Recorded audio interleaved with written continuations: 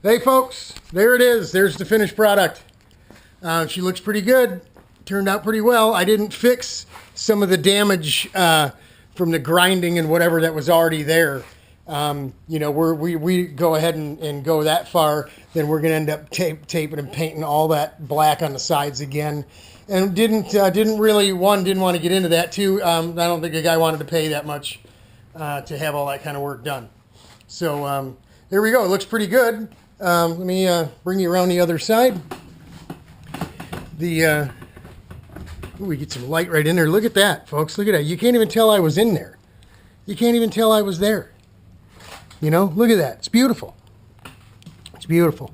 Looks good. We back painted it all, as you can see here. Let me get the light in there. We back painted everything flat black. It almost looks a little more 30% gloss or whatever you want to call it, semi, but it is flat. So, but it looks good. It gives it that finished look. It takes it that extra tenth. You know what I mean? That extra little bit, and it looks good. Finishes it off. So there you go. The bottom.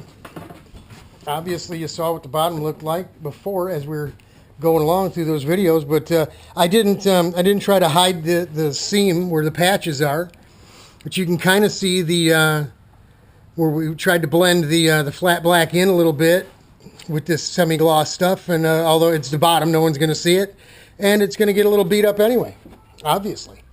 So not bad. I hope you all had a good time, and you maybe learned something at the same time about fiberglass and resins and all that kind of thing. I know it can be tough sometimes. Let me sit you down. Working in hot weather when I was down in Savannah, sometimes, I mean, the weather was 90, 100 degrees, and you try to cut the catalyst percentage back so as you'd have more time to work with it in that heat. And because it's a chemical reaction, you'll get to a point where you really go any much less than 1%, and it won't harden. It won't, even in 90-degree heat. So, although Michigan sucks because it gets cold in the winter, you can use a hair dryer or some heat to help get this stuff to cure and kick off in real cold weather.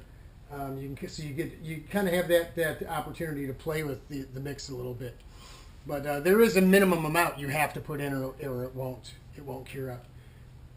So that's it. We're on to the next project.